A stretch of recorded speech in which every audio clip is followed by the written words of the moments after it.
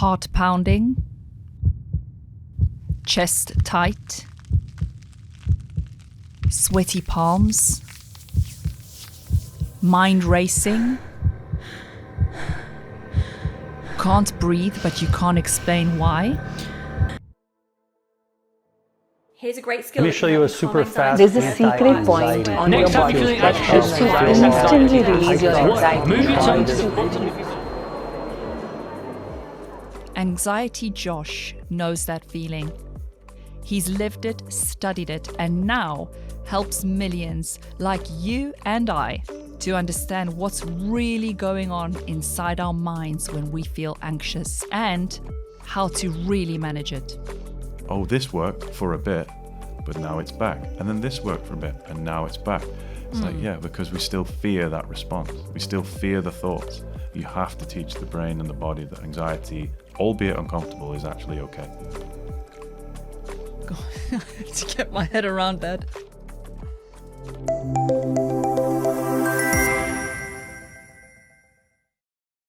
I will represent all of the anxious people of today, okay?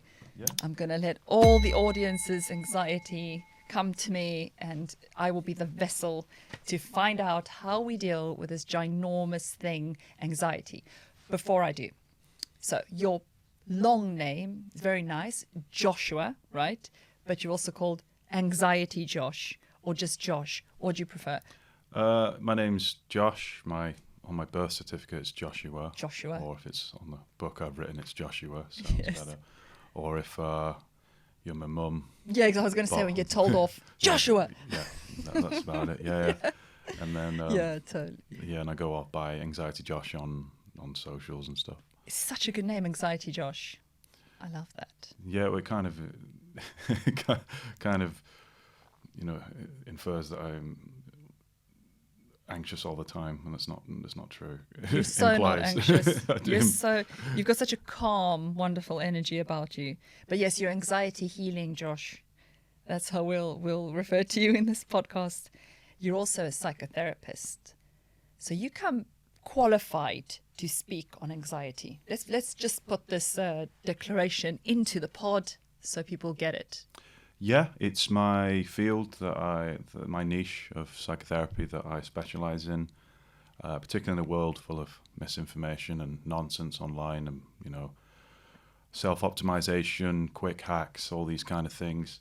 I like to bring science empirically backed advice for people who struggle with anxiety. Yes, and for this podcast, I will not bring anyone to speak on a subject unless they are fully qualified, trained, and expert in that subject, because I can't stand the noise and people pretending. And it's so dangerous as well when you have all these people and they sound so commanding when they're advising you, but actually they have no background in that, no training, zero. No. Just speak well. Yeah, and there's always something to sell at the end of it as well. Yeah. Commodifying people's vulnerabilities. It's really scary. Yeah, it's very frustrating. You just got to be very careful with who you get. You're also a recognized authority. So you're a TEDx speaker. You're a best-selling author. You do your own pods and things. You're guest in other people's pods. So you're pretty, you put yourself out there and you speak on the subject a lot. So it's fabulous. Yeah, I like to pontificate about it from time to time. Yeah. No, it's really lovely to hear you. And you are the trusted voice in mental health. You are someone with your qualifications that we can now listen to and ask. I'm going to come to you from the point of view of the public, and we'll get some genuinely good answers from you. Okay. On the topic of... That's high hopes. Getting genuinely good answers from me. We're going to get genuinely good answers from you. We're going to get genuinely. So so I did watch your TEDx talk as well. So I know a little bit more about you, let's say. But for those who don't know, can you tell us your anxiety journey? Because you've got a personal anxiety journey. So just for people to understand, we'll put it into context, how it came about that you suffered with anxiety and then you've gone into working to help people, and you do help people with anxiety. Yeah, so when in my young 20s, I found the difference out between what is conventional anxiety and an anxiety disorder. I think we all get anxiety. It's a normal, healthy human emotion and function within us. But yeah, in my young 20s, I experienced something called dissociation and panic. And it was after prolonged stress, and that kind of made me become agoraphobic, so I couldn't leave the house. I was obsessed with how I felt. I was having intrusive thoughts. I was having panic attack after panic attack after panic attack, and I was scared of how I felt. And that's what initially, the first step on the path to being a therapist was that, wow, this is actually really scary. A lot of people say, oh, I don't get anxiety, or I know what anxiety is like, or whatever, but you've got an anxiety disorder when almost every day is consumed by worry, weird symptoms, and an obsession with how you feel, and it's really debilitating. Yeah, so I was going to ask you how did you know you were having like a panic attack moment? How did you know that is a panic attack? I didn't at the time. That's what made it scary. You think a panic attack is something that you see on Netflix or something, like someone like hyperventilating, and you'd think it would be obvious, but it's not. The whole point of a panic attack is to make you doubt that, your safety and that something bad's going to happen. So most people who have panic attacks will fall for the what ifs of, what if I'm dying? What if I have a heart attack? Yeah. What if I lose control? What if I humiliate myself? What if I collapse? Something like that. Because your brain's firing off the threat response 10 out of 10, but it's usually in a situation that doesn't merit that level of anxiety. And so what happens is the cognitive brain just starts to give suggestions as to where the danger might be. But if you're in the supermarket or out for dinner and you're having that, we know that's not dangerous, so it goes inwards. And panic attacks are very much like, well, maybe something really bad's going to happen to you, and then that can go with so many symptoms. So is it like you feel like you're having a heart attack or something, or like what's physically happening to your body? It's different for everyone. The main symptoms of a panic attack are, yes, your heart can race, but not all the time. An intense feeling to escape, or something awful is going to happen. Dissociation, so you suddenly don't feel like in the room, and objects look weird, and you don't feel like you're in your body. Yeah. Difficulty catching your breath, air hunger, sweating, stomach's going, nausea, lightheadedness. That's a lot of them, and then racing thoughts, like intense racing thoughts. Can I ask you a question? When I was a kid and I had to write a maths, this was like in South Africa, matric finals, I had to write a maths exam, and I hated maths. I still hate maths, really hate maths. And I was sitting there and I was dreading it so much, and then when I looked on the page, I could no longer see the shapes in that geometry exam. Was that a panic attack? That's high anxiety. Yeah, it just became... Yeah, that's high anxiety, because our fight or flight response is designed to focus for predators, and so it's very common for our focus to be out. So your threat response is confused, usually with your imagination or whatnot, and then you look down at the paper and it's out of focus. I had to take a moment before I was able to... It could be panic, it could be, or just high anxiety. High anxiety. I mean, that's the thing, like, how do you know, which is my next question, what is the actual difference between everyday anxiety and an anxiety disorder? And what's the definition of a disorder? Does it mean that you can't function properly in the daily life, or where's that distinction? It's an anxiety disorder when it does start to consume your life and you can't do what non-anxious you would like to do, or you feel like you can't do that. Non-anxious you would like to do. Yeah, so you would avoid, you don't feel like your usual self, you are ruminating on worries, you think that something's really wrong with you, you're bombarded with intrusive thoughts, you're not getting joy out of things, and that consumes you. Whereas it's also cyclical and feels interminable, whereas everyone gets anxiety because it usually has an end result. I'm worried about my exam, I'm worried about the dentist, I'm worried about a date. Okay. But when that's done, the anxiety switches off. But an anxiety disorder is like an endless loop because it doesn't have a resolution. But Josh, what if you're born anxious? Everyone's born anxious. Everyone has it. Are we? Everyone's, Are we really? everyone, yeah, of course it is. You know, Born anxious. Even Yeah. this dude in South Africa. My dad grew up in South Africa. Everyone has. Really? Everyone Yeah. has anxiety. Yeah. Um, It's true, right? Literally everyone's got anxiety. Let's be perfectly clear about this. Because it's your threat response. Yes, Everyone we have has to a have threat it. response. You know, Yes. yeah. Some people react in that. fight response. Some people react in flight. Some people freeze, and some people please and fawn. But we all have a threat response, so we all have anxiety. Oh my gosh, I love that. That's so liberating. That is so, And when someone that's says, one of the best things I've ever heard. when someone says, literally. "I don't get anxiety," Yeah. they're lying. It's physiologically impossible. They are Like, lying. That is freeing. yeah. Never imagined that before. They might not struggle with it all the time, but there'll be times in their life where they're anxious.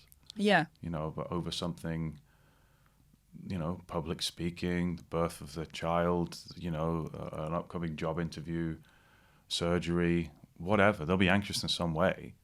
Just for some people, it's not as prominent and it's more socially acceptable. Not as prominent, and some people admit to it and some people won't, or some people don't mind saying, look, anxiety is a part of my identity, and some people will be like, oh, I don't get anxious. But all of us, is what you're saying. All of us get anxious. To varying levels, yeah. I love that so much. Okay.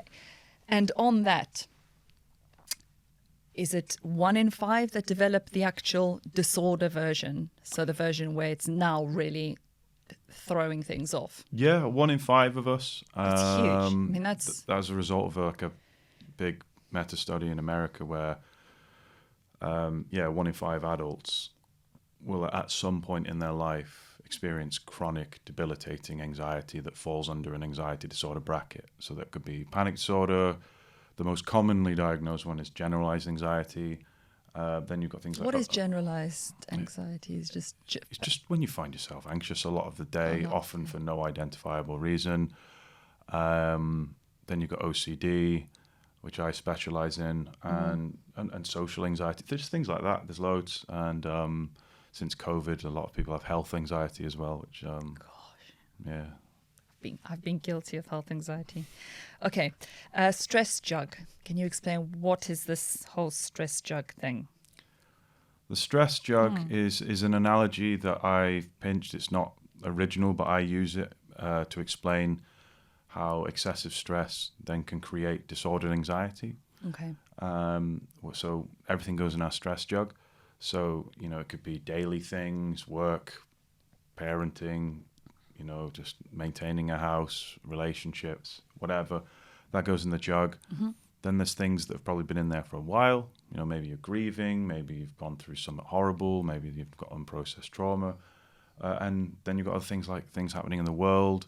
Yeah, the news. My goodness, yeah. Day-to-day stress. And when that fills up, the threat response, which is one of the oldest parts of our brain, it involves the amygdala in our brain. I believe that it misinterprets all of this stress because it doesn't get it. It's older than our thinking brain. It can just see that we're stressed, so it steps in to try and help. But all it can do is release adrenaline and cortisol and those things because it thinks there's a threat. So it's pumping. It's literally pumping you with yeah, and it's the last thing hardcore hormones. It's the last thing you need as well. The last thing you need. Yeah. So it's making you wired and like hyper and freaking out and all that sort of thing. Yeah, and if you're someone who's like, you know, proud or ashamed or doesn't want to have any, you know, keep a distance from mental health narratives, that is particularly troublesome, people like that. And I just try to keep things simple, like, and this is like, okay, let's see what this means. Maybe, you know, I'll say to clients, what's been happening in your life recently? Let's see the stress jug. And then almost every time it's like really full. It's overflowing. Yeah, because often people say, oh, panic attacks come from nowhere, and do they? They feel like they do, but when you look back and look at the stress jug, you're like, actually, this was coming. Okay, can I just ask you about a particular panic attack or like a feeling of really, like, on the tube, for example, if the tube train underground, London Underground, for anyone that's been on it, it's really scary when that underground stops between stations. And then you've got all these people and it's really hot and it's like, you know, and then you're in there for some time and then no one's saying anything. And then you feel a sense of panic. I mean, I don't know how many people have experienced this, but not many people are going to say they don't mind being stuck underground for an unlimited amount of time in a packed No, it's train. it's very common. Yeah, very common. I don't like that feeling either, and particularly if you're sensitive to being to claustrophobia and things like that, feeling trapped. I hate feeling trapped. Oh, it's horrible. Yeah, and some people will deal with it fine because they've probably been trapped in the tube several times, and delayed in the tube rather than trapped. But yeah, that's a feeling that often feels like the beginning of a panic sometimes. I'm just wondering if that's normal. It's really normal. Yeah, absolutely. Like loads of people in that tube will be feeling exactly the same. That's the thing they do, don't they? Yeah, but we mask and things, don't we? Because we don't want to see that. So people bury themselves in their phone or whatever. And I'll bring up the phone to look at cute pictures of cats, dogs, things. Yeah, but loads of other people are doing that too. Because it's horrible. Because you just don't know. It's the unknown. That's the thing. You mentioned the amygdala. Can you just explain the amygdala properly? Because it's just like, I want to go into the science. So we know that there's the hormones and they're released, and we're sort of talking about this, but like, I feel it's nice to know the mechanics of what your body is doing, because then it doesn't feel like it demystifies this whole stress thing. It's a real thing, and it's... Well, I keep it simple. Obviously, if you really, if you sat down with a neuroscientist and they were like, well, actually, there's 10 parts involved, but I keep it simple. Where, are they really? Yeah, like the thalamus and things like that. But like, I just keep it simple. So the amygdala is part of the fear center of our brains. It's one of the oldest parts of our brains that's responsible for threat. Is it like your primitive brain? People talk about a primitive brain, the most... Well, it's one of the oldest parts. And it's part of how we evolved to be top of the food chain, because anxiety is actually what makes us good predators. You'd think, what? How does that make sense? Well, when we have doubt, think of our ancestors. Their amygdala was firing off when they were walking across the Serengeti or through the jungle or whatever, or across the desert, whatever. If their amygdala fires off, it creates doubt. And then what do you do when you doubt? You start to look for danger. So our ancestors, it's really helpful to look for danger and anticipate danger before it happens. Because we're human, we're not going to fight lions, we're not going to fight a bear hand to hand. I mean, I might, feeling hard. But in general, no. But the evolutionary advantage to be able to spot a threat before it spots you, and sneak around it and then use your brain, and then you could hunt it. Even though you're not stronger than it, you're smarter than it. The amygdala is part of that, and you can plan. Sense. So anxiety is part of the reason why we're here. It's not just a bad thing. And the amygdala it hasn't ever evolved, so it just feels weird when you're sat at your desk or chilling with your family or whatnot, and it's firing off. It's the very same mechanism. But because of social pressures and things like that, it just feels a bit odd having that that feeling. It's staying in things that we know aren't directly dangerous. Yeah. But then they are, if we read the news articles, because it could be, it's like that perceived danger, because it might be dangerous. There's all these I was reading the news this morning, and it's like, honestly... Yeah. You think, I want to quickly run and protect it. Don't do that. Don't shoot down that thing. Don't put spy ships out. Don't kill people. Well, it takes in information that you take in and to help it wire for threat. Whether it's the news or wherever, that's what it is. And that's what conditions our threat response. Okay, so our ancestors wouldn't have to then go home and deal with the articles and then this and that, and they go on social media and then they get overwhelmed. They would have that thing. And it would the jug that you're talking about would be filled only that much versus starting to... Well, yeah, kind of. It wasn't easy to live back then, like hunter-gathering and, finding shelter for the winter and things like that, and, no medicine or things like that. But in general, we have so much information overload now. The brain's processing a lot of that information is stressful. Don't be surprised if that makes you anxious or you can't sleep at night, because you've just been bombarded. Your brain is filing away all these all this information, and that takes a lot of energy and creates stress. Yeah. So you're going through the day, and then maybe for weeks and months, and then you get into bed, and then you sleep, and then like whatever 2 a.m., 3 a.m. you wake up because your mind is like thinking about the day. What's that? If you are focusing on what the mind is thinking, that's called ruminating. Ruminating. Yeah, Okay. when you sit there and your thoughts are just on loop and you just... Yeah, but it's waking you up. You should be sleeping. Yeah, but attention is always part... This is what I do as a therapist as well. Attention is always part of our... we have agency in that attention. We all have what-if thoughts, but we also have the ability to channel our attention. But a lot of people just believe their thoughts at face value. Like, oh, what if that happens? Oh yeah, that's true. I'm going to just focus on that thought now and try and work it out. That's called ruminating, because you're engaging with the thought. We have like 5,000 different thoughts a day. Why are you giving yourself all the attention to that one? And then you're teaching the brain, and the threat response of that thought is 1, probable, and 2, potentially dangerous. And that's what I often do with my clients. Why not focus on something else? It's difficult when you're anxious because it's convincing and you feel doubtful, but actually, with all the different thoughts that we still have agency in the ability to control our attention. Yeah, because there's other things that you can focus on, which is definitely possible. You can shift focus. That's especially if you've been dragged in a direction. But the concept of waking up because of thoughts and then being awake with the thoughts, and then it's almost like it's wakes you up quite intensely, and then you have to sort of wait for the thoughts to sort of calm down, and then you sleep. Yeah. So is that an anxiety? Could be, yeah. We all have bad dreams. We all have nightmares. It wakes you up. It depends on your relationship with that. Sometimes you just do.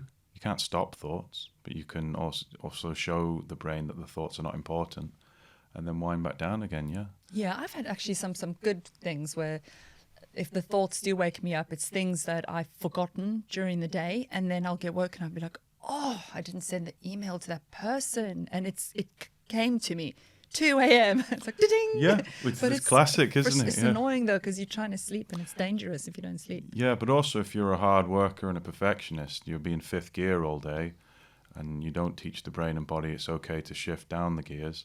So if you're in 5th gear from 7 a.m. to 7 p.m., don't suddenly expect your body to go into 1st gear when it's been rusty all day. If you're someone who's constantly go, graft, you'll be in 5th gear. You're more likely to burn out. You'll be in constant threat mode because the stress jug's full. And ironically, you won't be as productive. You're chasing the illusion of productivity. Whereas if you work smart, look after yourself, take breaks, do properly, ease the nervous system, the irony is you actually get more done. Yeah, it's the hardcore truth. It's the hardcore truth. I definitely have more respect for the whole concept, the mental health, stress. I used to be very, very dismissive, actually, of it. Oh, come on, Yeah. I used to be. I'm not anymore because I've learned the hard way. It's something I try to challenge, you know, like, I'm not, I wouldn't say I was a soft lad, I grew up playing rugby and boxing and football and things like that quite a lot. And I just think it's just an aged cliche to just dismiss those things now. I think it's like the statistics don't lie, and the evidence doesn't lie. These things exist. And if your loved one was struggling and here's you saying, oh, that's a load of nonsense all day, how's that going to make your loved one feel? Yeah, and also if you're in denial about it, then your body will let you know. Like, your body will not lie to you. It will make you aware that the stress is a thing. Because like you were saying, the amygdala, and this touches on all these areas in your body, and it's a whole network. and these things start firing off, and there is a mega effect. It's like a storm, and it's like a hurricane forming in the Atlantic. It sort of starts as just sort of seemingly innocent, doesn't it? A little bit of wind, it doesn't look too bad, and then it picks up momentum, and then it starts picking up all the clouds with it. And by the time you know it, you're sucked into this horrible thing, and your body will send you a message in the form of whatever. Could be some other thing, but it will send you the message to go, Yeah. watch yourself. Often, yeah. I mean, even my own anxiety disorder was a message to say this isn't sustainable. Yeah, it's not sustainable. You can't keep doing this. Enough. Yeah.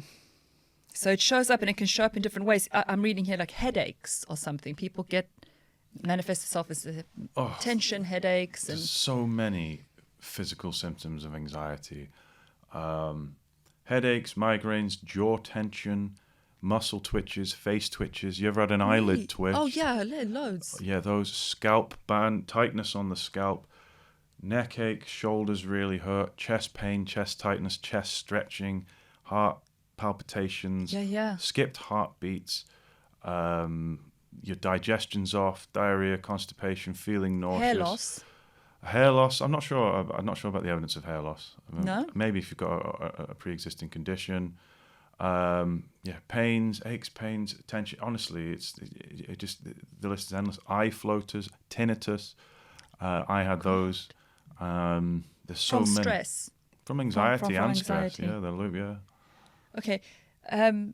Fixing compulsions. What are fixing compulsions? So people who are chronically anxious, and they're people that are like fixing things. It's a good trait to have when you see a problem, you want to fix it. And we're humans, we do want to fix it.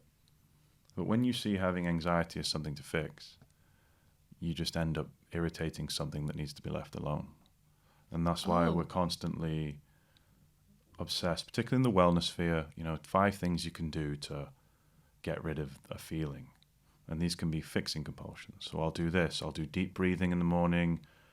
I will do this. I will ice bath. I will do all these things. And it's fair enough. If you like the benefits of that, that's okay. But if you're doing that to get rid of anxiety, it's counterproductive because you're teaching the brain, the amygdala, that anxiety is still a threat. You are literally fighting an emotion. As a therapist, I often propagate the use of allowing the emotion to teach the amygdala that anxiety is not dangerous. Yeah, it's uncomfortable. I've ended up in hospital with panic attacks. I know how uncomfortable it feels. But you've got to understand what you're actually doing with the brain and what you're teaching the brain there. And social media and the wellness sphere and podcasts and all this stuff are just bombarded with, here's 50 things you can do to get rid of a feeling. And I play the long game and have to say, and of all those 50, which worked? Interesting. Yeah, and then you're still here. Oh, this worked for a bit, but now it's back. And then this worked for a bit, and now it's back. It's because we still fear that response. We still fear the thoughts. You have to teach the brain and the body that anxiety, albeit uncomfortable, is actually okay. God, I have to get my head around that. I'm a fixer. Okay, so you're speaking to a fixer. Anxiety is actually okay, and it's normal, and it's common. And what you're saying is you've got to teach yourself you can't be batting it away, trying to breathe your way through it and all that kind of thing. Just actually get used to it. And is it, don't pay too much attention to it because you're making it grow by giving it. Yeah, you're giving it more importance. Now, don't get me wrong, those things for stress, like if I feel stressed, I will definitely breathe, mindfulness, things like that. Okay, good. Definitely for stress. Oh, absolutely. I had a hot bath last night. It was really nice. I was stressed. Okay. But when you're anxious and you want to get rid of anxiety, and you're scared, and particularly if you've got an anxiety disorder, which a lot of people do, it's what are you teaching the brain and teaching yourself that when you're anxious, you need to fix it? What's that actually saying? What's that saying to the brain? Yeah, you're confirming. That you're broken. Wow. It's like, well, you're not. It's like you're sending this feedback loop that I'm anxious, I must fix it. So that implies that you're broken. And then people wonder why they end up in the loop. Gosh. That is a different way of thinking about it. It's almost like the correct way of thinking about it. Yeah, it's like the correct way, but it's like It's something I had to get my head around. That's why I became a therapist, because I did all you the have wrong to. things. And then I was like, Yeah. oh, I get it now.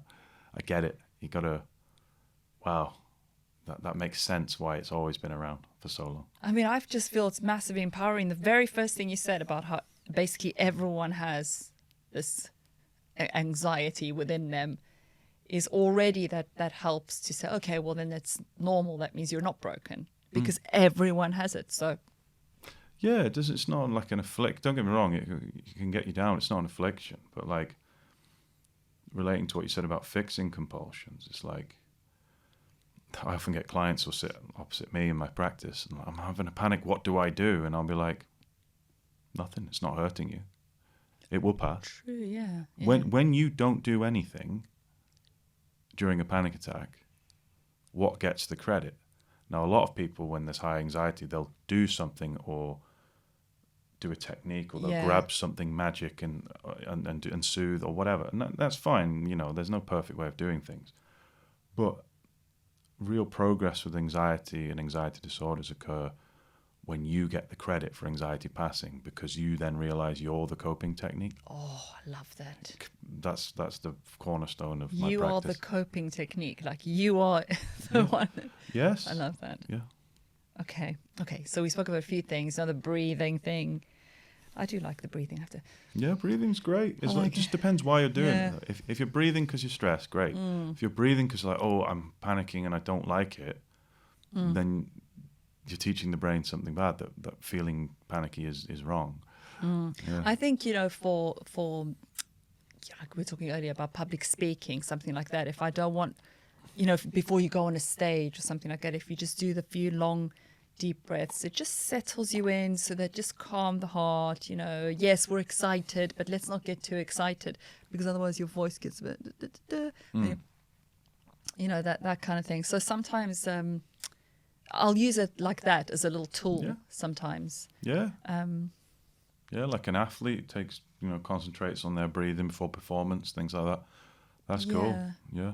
Okay, and you mentioned mindfulness. Like, again, this is another one I have to get my head around. What is mindfulness? Like, what on earth is this whole thing, and is it relevant? Mindfulness often gets misinterpreted. People think mindfulness is something that you do to clear your head and be calm. That's not mindfulness. That Okay. can be the result of mindfulness sometimes, but mindfulness is observing the present, both things around you and your mind, in the present, but the key words are without judgment. So why I like mindfulness when done properly is that, if you have intrusive thoughts or you have an internal critic or whatnot, you're observing your thoughts, but without judgment. And then the more you do that, the more you realize thoughts are just thoughts. I just place more important on some over others, usually because thoughts are evocative. But the more you practice mindfulness, one, it is kind of grounding. It brings you into the present, so you're not just constantly in the future or ruminating about the past. But it's a good practice to look at things without judgment and see things what they are.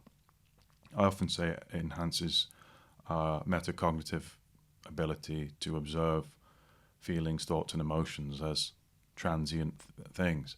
But because if the moment you get a thought and an emotion, you just believe that at face value, that's not representative of reality. How many times have you misinterpreted, I don't know, a friend or a loved one, and they've said something and you've gone, oh my God, but that actually got the wrong end of the stick. Yeah. That's you believing that thought and feeling straight away. Mindfulness is a practice that, it helps you to stop, but also it's the without judgment, observing things in the present for what they are, and it helps you to stop anxiety sometimes from snowballing, because you're like, oh, I've observed that I don't like that thought. Okay. You see it as a thing. You're starting to remind me of a little bit, if you don't mind me saying. There's this Buddhist that I follow, because he gives, I'm so not a meditation kind of person, because I find it difficult to meditate, like really difficult. But he's quite nice. The way that he speaks and everything is quite relaxing. So when I'm in the bath, for example, and I have to stay there, then I will put his YouTube videos on, and he will take you through this process of like, oh yes, be comfortable, and then think about like, listen to the noises around you, listen to those. There's an aeroplane, and you suddenly stop paying attention to those, and I think it's things within your body as well, and he goes further out and further out and further out, and then brings you back in. Yeah. But when he's talking about now, if those thoughts are coming, the thought comes to you, and then the thought's like, hello thought, and then you like, let it be, and then it comes again, and it's like, let it be. And that's cool and everything. It sort of worked for about 3 minutes for me in the bath, and then the thoughts just kept coming, and I was like, okay. So it's like, let it be, let it be, let it be. But that's still a good meditation. Oh, you think? Yeah, you think, and this is what people misinterpret mindfulness and meditation as a fixing compulsion. Yes. Because they think that the goal of it is to be, the best meditation I ever did was to practice being with symptoms and feelings I didn't like. Oh. And it was 30 minutes. And I left at the end of the meditation, I was sweaty and panicky and all that, because I'd done 30 minutes of doing what I always avoid, and that's my feelings and my thoughts. So you sat in that space and you... That's a good meditation, yeah. Gosh. Whereas people have the biggest misnomer about meditation is you think that you should be sitting there... Very calm. No, it's not. That's not mindfulness. That's not meditation. Meditation is you try to observe without judgment. So I did 30 minutes of trying to observe without judgment. Yeah, it does help. Yeah. Well, it helped. Yeah. It was exposure for me, exposure to feelings I didn't like. Now I can meditate, and most of them I end up calm and tranquil. Yeah. But I'm willing to be with every emotion without judgment. That's it. So you were judging it. So you were judging the thoughts coming in, and then like, oh, this is nice. Oh no, they keep coming. Oh, I'm not doing it right. Yeah. And then you've turned it into a technique as opposed to what it actually is. But what I still liked about it was that it made you see them as thoughts. It's almost like waves. You say, oh, it's the thoughts coming. Okay, let it be. And, whoop, another one. Here it comes. It looks a bit different, but it's still. But you kind of see them as things versus you. Yeah, and they're which not. Is nice. They're just a conveyor belt of stuff. I love that. Just think about anything. You can't stop your thoughts either. Like, don't think of Ronald McDonald. Just be dancing around in your head. Like, you can't stop. You can't stop your thoughts. No. You can't stop your thoughts. Journaling. What do you think about that?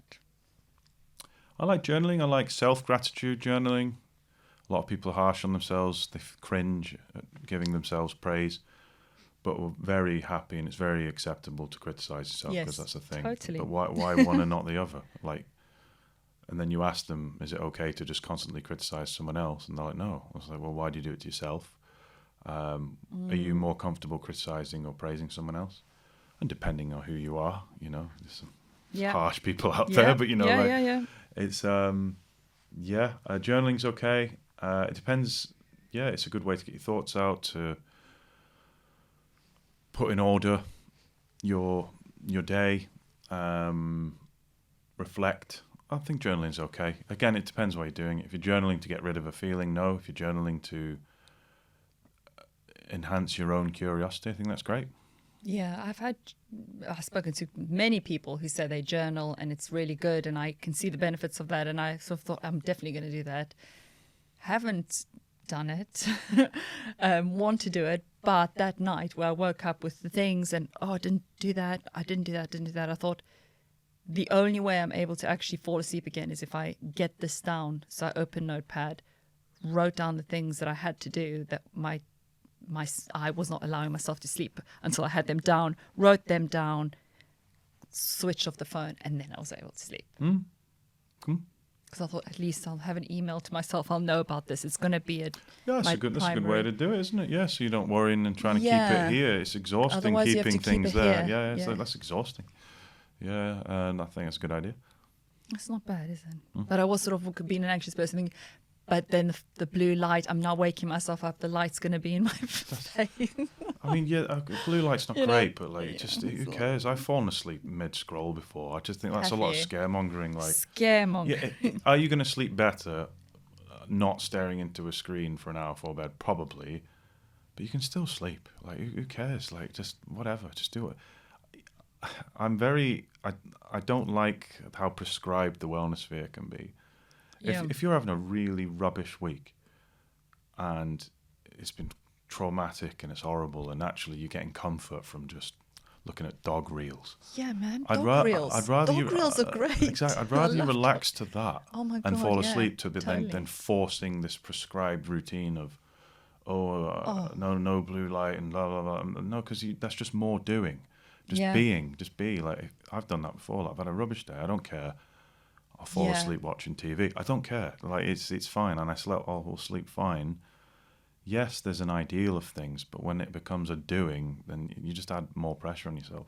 Yeah, I went to bed last night with a dog reel thing. There's a guy who goes around and he records encounters of owners with their dogs. And there was one of this lovely old lady, and she was with her beautiful greyhound dog, or maybe it was a whippet. Maybe a whippet, actually, 'cause it's smaller than a greyhound. And the whippet was a bit shy, and the lady was like, oh no, she's 14 years old, and but what an elegant whippet, white with those long paws, and the lady also with her grey-white hair. And the two of them are such a bit. She was saying how they go there every day and they have their little moment, and that her dog's going to die, because it's a 14-year-old dog, and that she's going to miss her dog. But the man was like, oh, can I take a photo? And she was like, oh, you're such a lovely, kind man, that you take a photo. And he took these beautiful photos of this lady and then her dog, and then gave it to her. It was just such a lovely moment. That's what I went to bed looking at, Exactly. And that's, so and that's filling your brain with lots of happy with things, good things, and yes. relaxing things as well. Like, you can't go wrong with it. No. Animals, pets, and cute things. Right. So exposure therapy. So you've basically touched on that a little bit. So you want to expose yourself to your emotion, to demystifying it, to allowing I yourself. do a lot of exposure therapy with my clients. If you want to rewire back to the amygdala again, if you want to rewire that threat response and anxiety, you can only do that when it's activated. When you are anxious. In the moment. Yeah, you have to be anxious in order to rewire that threat response. So exposure therapy is like, purposely inducing anxiety. Wow. Gosh. But doing it in a way where you get the credit at the end of it. So I did exposure therapy on the London Underground many years ago. I was far too terrified, having panic attacks, stuff like that. So exposure therapy is, no, this is the homework. Go and practice being anxious on the tube. Oh, but what if I get anxious? Yeah, that's the whole point. And then when I don't leave, and when I stay there, the body releases its adrenaline, its cortisol, and then the brain rewires, the amygdala rewires when it sees that nothing bad happens, and that's exposure therapy. Yeah, and you can apply that to many things, whether it's panic attacks. I do it with intrusive thoughts sometimes. Just let the thought be there and don't react to it. Just be with the feeling, and it's really, really intense, but it's very effective. Exposure therapy. I kind of see that a little bit like taking yourself out of your comfort zone, which I strongly believe in. I feel like you've got to take risks in life and you've got to go out. So I love the whole concept of... That's the form of exposure therapy. Yeah, although I'm here with you, we're talking about stress, we talk about anxiety. I love stress and anxiety in a very sick way. I will always actually not always, I'm not telling you the truth now, because I will avoid it. So I won't, because of the tube, the whole claustrophobic vibe in the tube. If I can walk, I'm going to walk. I am just not going to go in that tube because I just think, why put myself through that? But be careful. I know. But there's other things like in business and in things, and when I'm uncomfortable and I'm scared to do it, or going on the blooming apprentice, it's like, go and do it, because it's like professional things. But with a tube, there's something about that underground. I don't like it. I do it, but I really don't. I can avoid if I can. You can't. Yeah, but just be careful, because when you do avoid, you teach the brain that the tube is dangerous, and it's not. It's just uncomfortable. Also, there's an element in your professional life. You have the illusion and the agency of control, whereas if you're sat on the tube, you have no control. You're precisely right. So go and practice it's the with lack no of control. But then you still have control in the tube. Like, it's fine. Yeah. You just got to wait. But you can still stand. You can stretch your legs. You can play on your phone. You can do whatnot. It's symbolic, isn't it? You don't have control in the tube, but you have a control. But it's also because you're underground. I mean, when you're in a plane, you don't have. There's something better about the plane. You can see down. You can see through the window. People would say the opposite. I'm much more afraid of planes than I am of the tube. Really? Yeah, because they would the threat response will argue for you to avoid. So my threat response would say, you're 30,000 feet in the air. You know, Yeah, you can't fall from a tube. Yeah, but I'm not going to scare you with thoughts Yeah, of exactly. what can happen with a tube. Exactly, but you that's can the get way the trapped in brain it, does yeah. it, because it uses that irrationality. You know, like if you're trapped, you get out. You know, if the plane stops working, Yeah, but you're not. Yeah, but You're it's still a finished. slight freedom because you're in the sky. I don't know. Yeah, but you it's know. symbolic, isn't it? Yeah. Freedom. Yeah, Is it free? You know, it's like more free than underground stuck. is it? I don't Yeah, know. man, because the worst thing I tell you, this is what did it. There was something in Russia, in Moscow, the underground, there was a portion of the underground that collapsed on both like sides, ends of the tunnel. So if you're trapped in there in your train and the ground collapses, you are trapped. Did they get him out? I don't know. Of course they did. I don't know. Of course they did. Well, did they? I mean, Of course, if they're trapped on either side, you get them out, don't you? you have to move boulders. And Yeah. you have to. Whereas if your plane stops working, you're finished. But I'm just doing that to challenge. No, that. I know, but do you see how anxiety rationalizes Okay, it? for but you? it's much not. If you're going to die. So it's saying okay, you're if you are going to, wouldn't you rather die in the sky? no. Okay. I'd just You rather wouldn't. not die, to be No, honest. I also rather not. But Yeah. if you had to, If I had to, yeah, no. in the clouds. My and above. my last seconds hurtling towards the earth at 800 miles an hour. No, it would be chaotic and What horrendous. kind of a conversation? What are we talking? But the reason why, and if you No. look at it, the Oh reason my why gosh. is that look at how anxiety has invaded your reason. Yeah, yeah, Its whole purpose is to get you to avoid threat. That lion's a threat. It might eat you. Okay, let's not go near the lion. That tube is a threat. yeah. I Don't go like on the it. tube. And it uses your thoughts against you. Like, yeah, but it's underground. Oh, but it's all that. It's all this and that. It's like, Yeah. it doesn't matter. It's safe. I'll go on it if I have to do it, because obviously I'm not gonna. You know, if I have to go, I'm gonna go because I'm late and there's no choice. But given the choice, then my rational brain will go, yeah, but you'll get the exercise. You're outside. You don't have to. Maybe also think of the jug, the stress. You've got enough stress. Maybe don't give yourself that extra stress. Maybe just avoid that situation and just just walk There's stuff today. there's stuff to that, and that's for you if you've got a lot on your plate. But Yeah. if you do find like you've got some stuff in your free in your jug, get on the tube, and then you'll feel really proud of yourself.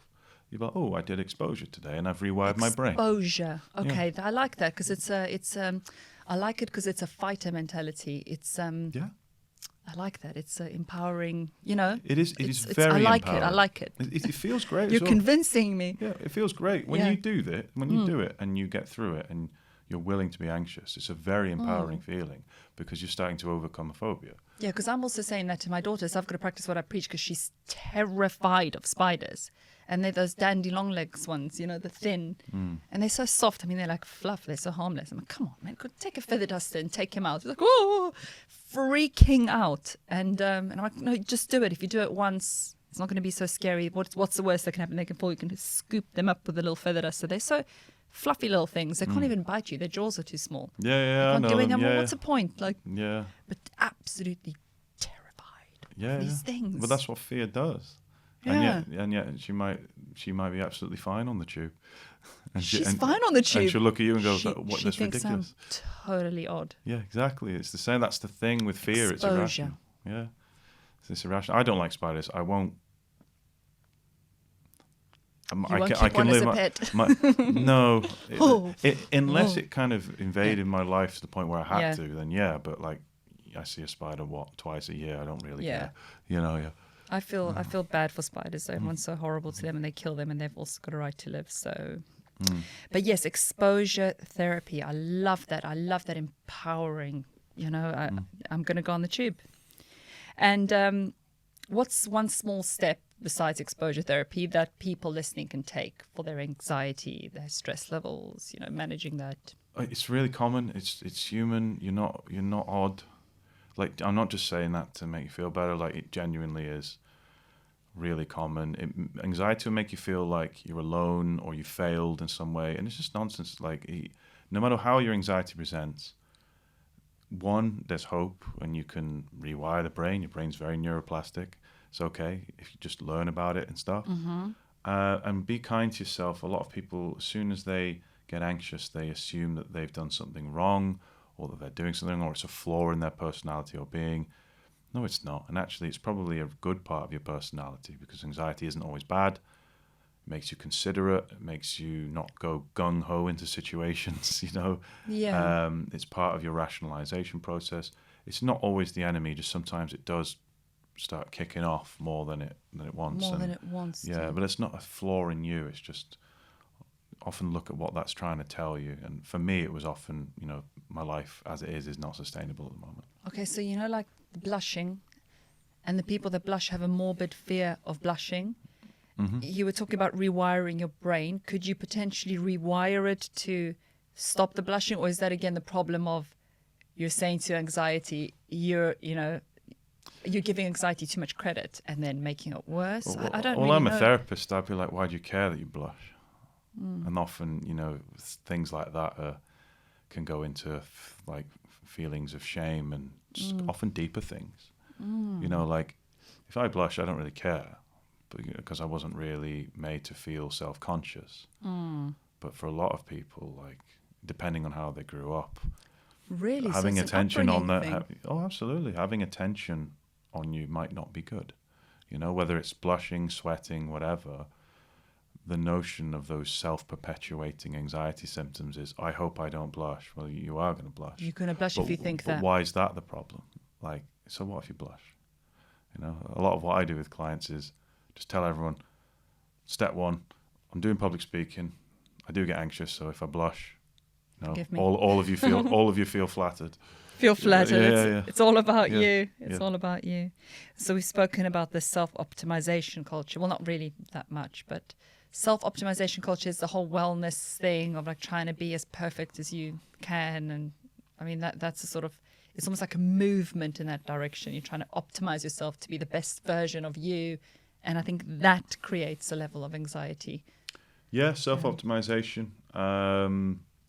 Don't get me wrong, I'm glad lots of people talk about mental health and wellness and things like that, but with that comes a commodification, and people want to sell you quick fixes and cures and optimize, and it's often through fear, and they'll take some studies and some bits of information and inflate it or conflate it to sell you something. So whether it's this supplement for this, or this for your gut biome, or this and that to optimize yourself. You see it all the time. You get things on these watches, yes, rings, and things like that, because we're constantly optimizing and optimizing and optimizing.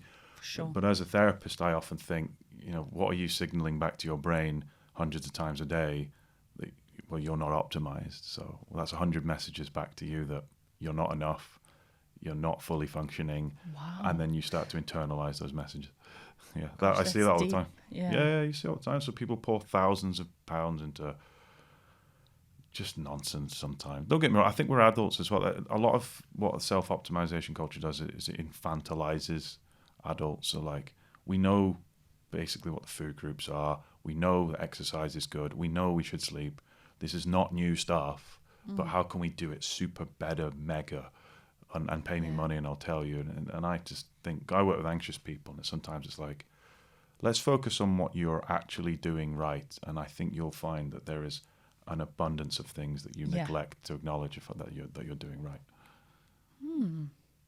Yeah, in a self-optimizing culture, you're not going to think about what you're doing right. It's just Only the next where thing. the gaps are. Next thing, Where next are thing, your next thing. gaps? Yeah, and then we die. And then we die. I saw something else the other day, which is exactly that 8 billion people are all going to be dead in so many years. So why are we so like obsessed with silly Buying things? kimchi for our gut biome. Kimchi, yeah.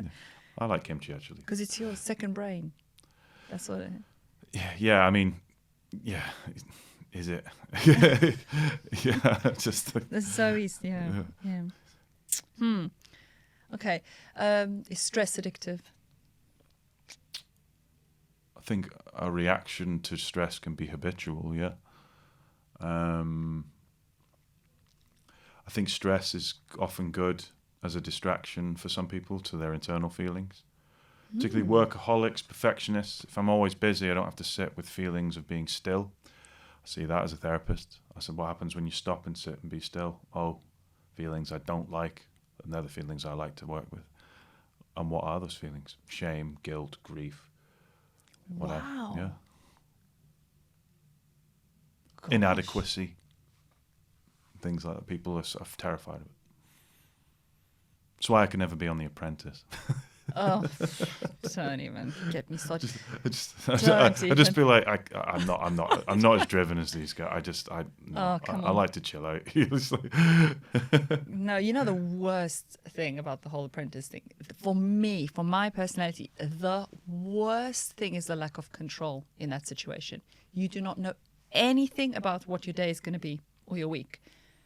Can't call anyone, maybe once a week, for like a limited time with someone listening. You might get that, but you don't know when you're going to eat. You don't know when they're going to come and get you for the next task. You're not allowed to speak to people. They put you in a dark corner somewhere that you have to wait. You just never know what's coming. You have zero control. Oh, and you don't have control over how it's edited either. Oh, of course not. And you know that there's booby traps. You just know, like the lack of control for me in that thing. That's the only thing I don't like about it. Mind-blowing. Like they just play like silly music over someone who said something that doesn't sound that silly, but when you play silly music over it, they look silly. And I'm like, I don't really like that.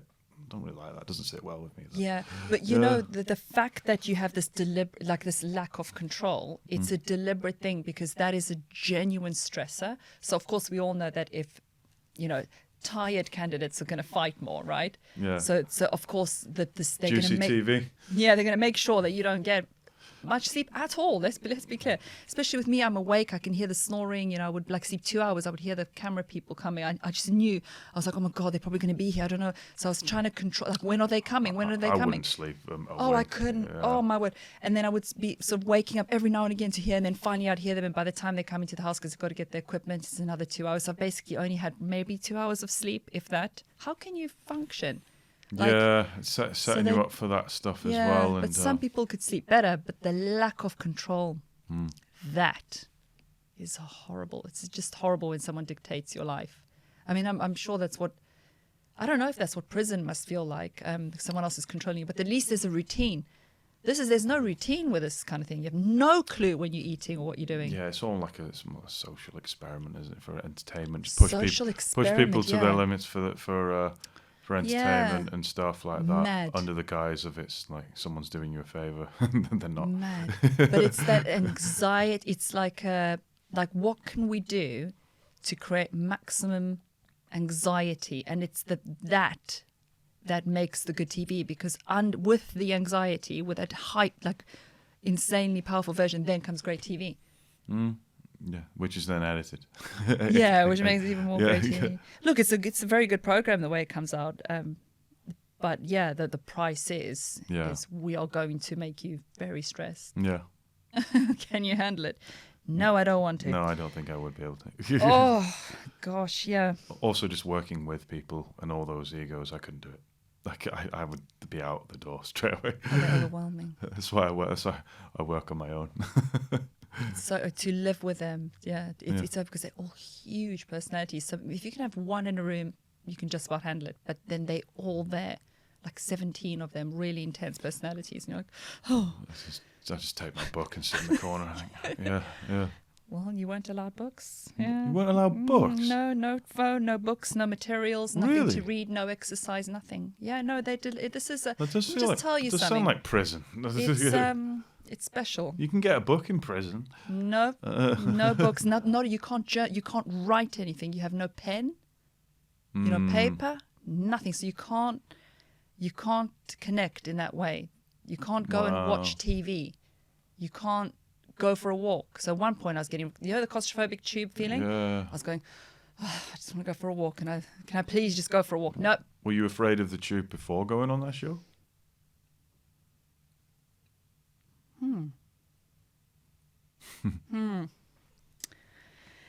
Yeah, feeling trapped, hey? Yeah, so tell us about your podcast. I have a podcast called Disordered, and I also am rebooting my original one called The Panic Pod. Just 20 minutes of me and the dulcet northern tones talking about bits of anxiety and stuff. But Disordered is one with me and another therapy colleague, and we talk about all things anxiety disorder. So if anyone's listening today and what I've said resonated, it's a great place to start. It's just me and Drew talking about some good things and about our lived experience with anxiety, but also the evidence-based approaches towards it, and both how we got better and how we work with other people. And it's there's a lot of community wins in there as well. So we get people to send in their voice notes, and we all celebrate that. That we had one the other week. You know, getting on the tube. I got on the tube the first time in years, and I was like, that's great. You know, we play them on the show and stuff. So it's cool. Oh wow. Yeah, we'll put the descriptions in the channel description for this episode, so anyone watching, and I will be watching too, because I think it's really good. It's nice to tap in, and it's nice to talk about this and to know that you're not alone, and whether you have a tube fear or whatever it might be, or you blush, or you get really nervous on stage or on a podcast, or even just speaking up in a meeting or at school, because we have some younger ones, or at uni in the lecture hall, you're scared to. Yeah, well, it's literally fear. If you choose to do something despite the fear, I mean, that's the definition of courage, isn't it? You're being courageous. Courageous, yeah. Yeah, and I see that in people. Just because it's not conventionally courageous doesn't mean that it's not physiologically the same fear. And that's courage. And I say that to everyone. Also, you can be ambitious and anxious. You can do both. You can do both, and it's okay. Yeah, of course it's okay. Well, one thing I say in my practice all the time is all feelings are welcome, even the ones you don't like. It's been amazing having you on. Thank you. You so much for coming. Thank you. Better already. It's been a pleasure. Thank you. Go on the tube. I will. I'm going to know. I like that. It's an empowering. Yeah. I like that. Exposure therapy. Yeah. Expose myself. Yeah, do it. Yeah. Go be anxious. Go be anxious. Yeah. Love it. Thank you. Thanks so much, Josh. Thank you.